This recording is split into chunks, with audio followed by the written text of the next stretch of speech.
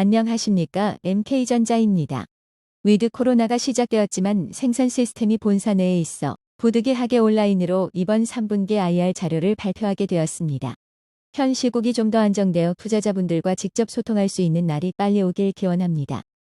발표에 앞서 본 자료에 대한 반출, 복사 및 타인에 대한 재배포는 금지됨을 알려드리며 자료는 투자자들의 판단을 위한 참고 자료로 여러분에게 어떠한 보증이나 책임을 부담하지 않음을 미리 말씀드립니다. MK전자는 1982년 설립 후 올해 창립 40주년을 맞이하고 있습니다.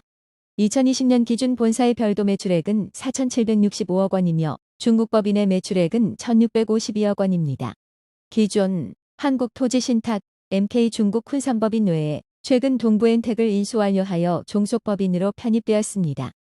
MK전자는 본딩 와이어, 솔더볼 등 반도체 핵심 소재를 제조, 판매하는 기업입니다. 최근 동부엔텍 인수로 ESG 사업에 진출하였고 신에너지, 금속 재생 업사이클링 사업을 신규 사업으로 운영하고 있습니다.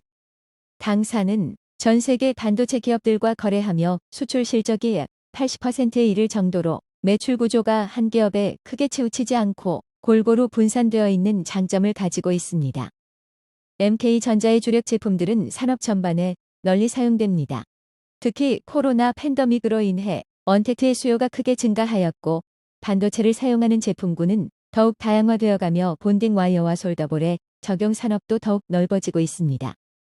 본딩 와이어는 원재료비의 증가로 일반 와이어에서 도금 와이어의 비중이 늘어나고 있습니다. MK전자의 본딩 와이어는 타사에 비해 골드 와이어 비중이 높은데 이는 삼성전자, SK하이닉스 등 국내 반도체 기업에서 제조하는 고용량 반도체의 생산 비중이 높기 때문입니다. 솔더볼은 최근 공간 활용을 위해 적층형 반도체 칩이 많이 사용되고 있습니다. 다만 이런 칩들은 칩 간 간격을 균일하게 유지하지 못하면 반도체 기능을 내기가 어렵게 되는데 이를 방지하기 위해 열에 강한 구리에 솔더를 도금하는 형태의 볼을 신규 제조하였고 고객사의 많은 관심으로 매출로 전환이 이뤄지고 있습니다.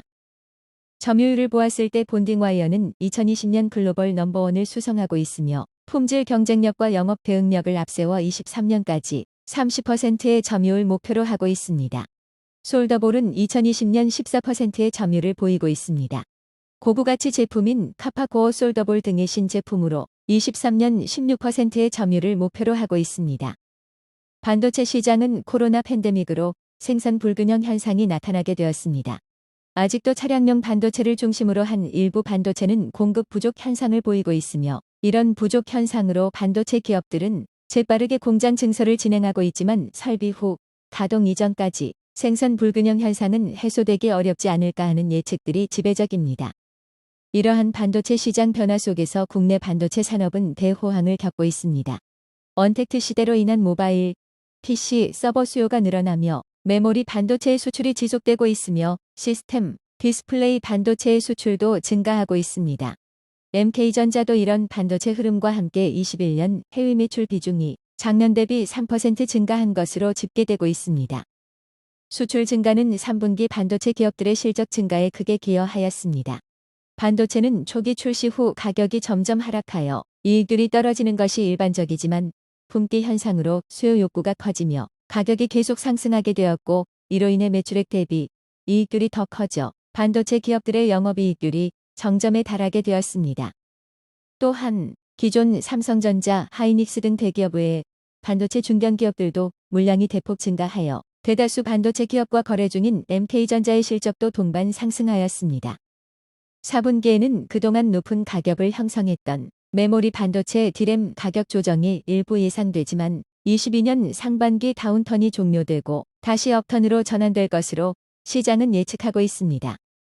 최근 전기자동차의 전환이 급격히 이루어지는 데 반해 차량용 반도체 시장은 물량 부족 현상이 지속되며 공급의 차질을 빚고 있습니다. 현재 내연기관 차량은 약 200개, 전기차는 최대 800개 반도체, 자율주행 전환 시에는 대당 2,000여 개 이상의 반도체가 사용될 것으로 차량용 반도체 시장은 크게 성장할 것으로 보입니다. 자동차에 쓰이는 반도체는 고온과 습도에 강하고 내구성을 우선적으로 고려하게 되는데 이 때문에 신뢰성이 높은 와이어 본딩 방식을 주로 사용하고 있습니다. MK전자는 현재 주요 차량용 반도체 기업들과 직간접 거래를 통해 본딩 와이어, 솔더볼을 납품하고 있습니다.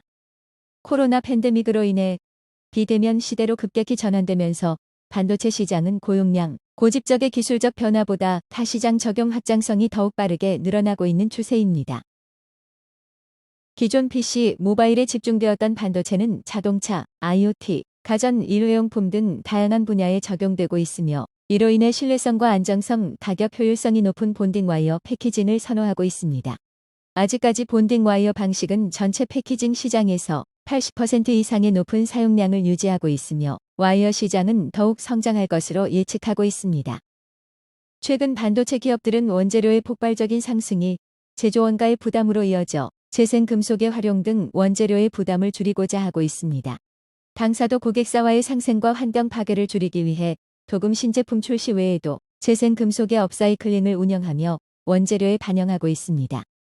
현재는 주석, 은 등 솔더 제품의 원재료를 재생하고 있지만 추후에는 금, 팔라듐 등 귀금속에도 기술을 적용하여 대규모 금속 업사이클링 사업으로 확장하려 하고 있습니다. 솔더 페이스트는 웨어러블을 비롯한 초소형 반도체를 사용하는 기기에 적용되는 패키징 방식입니다. 현재 4.0 타입 또는 5.0 타입이 시장에 적용되고 있지만 당사는 고마진의 점도성이 높은 6.0, 7.0 타입을 개발하였고 시장 내 긍정적인 반응으로 매출 전환이 발생되고 있는 상태입니다.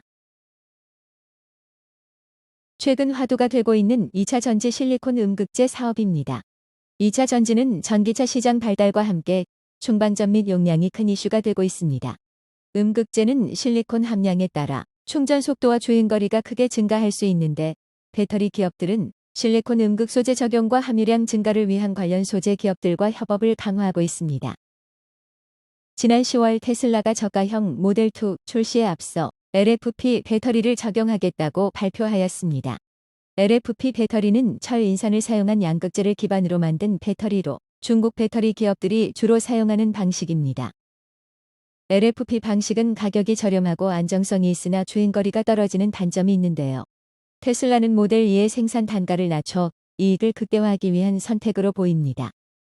하지만 전기차 시장을 선도하고 있는 테슬라의 이번 LFP 배터리 적용은 NCM 배터리를 제조하는 국내 배터리 기업과 양극재 제조 기업들에게는 악재로 LFP의 최대 단점인 주행거리 극복을 위한 개선 활동이 음극 소재 기업들에게는 호재로 적용될 것으로 예상하고 있습니다. MK전자는 유일하게 실리콘 합금과 케미컬 두 가지 방식의 음극 소재 개발을 하고 있는 기업입니다. 합금 방식은 초기 효율이 높아 소형 전지에 적합하며 케미컬 방식은 유지율이 높아 대형 전지에 적합한 방식입니다. 현재 각각이 부족한 부분의 개선을 위해 고도화 개발을 진행하며 고객사의 승인을 대기하고 있습니다. 중국 법인은 미중 무역 분쟁으로 반도체 내재화를 진행하면서 신규 고객과 물량이 지속적으로 늘어나고 있습니다. 최근 중국도 반도체 증설이 계속 이루어지고 있는데 MKT는 기존 반도체 기업의 장비를 매입하여 중국 시장에 되파는 중고 장비 사업을 활발히 진행하고 있습니다. 신에너지 재생에너지 사업과 전력신 사업 운영을 위해 최근 인수한 동부엔텍은 소각로 하수처리 시설 등 환경시설 운영 및 기전 사업을 영위하는 기업입니다. 21년 3분기까지 466억 원의 매출과 56억 원의 매출이익을 기록하고 있습니다. 동부엔텍은 최근 화두가 되고 있는 ESG 사업의 구심점과 기계, 전기 관련 사업을 확장하여 재생 사업의 발전과 스마트 솔루션 사업 전환으로 확대해 나아가는 목표를 가지고 있습니다. 사업 부분별로 환경 사업은 현재 안정적인 구조 유지에 추가적인 민간 소각장 인수를 통해 재생 사업의 고도화와 이익 구조를 개선시킬 계획이며 기전 사업은 관련 레퍼런스를 늘리고 전문 인력을 보강하여 대규모 건설 사업 수주로 이어져 매출 확대와 사업 확장을 동시에 이룰 수 있는 운영을 계획하고 있습니다. 마지막으로 MK전자 21년도 3분기 실적 현황입니다. 매출액은 별도 기준 4,070억 원의 매출액과 120억 원의 영업이익을 기록하였습니다. 이는 작년 동기 대비 매출액 17%, 영업이익 39% 향상된 수치입니다.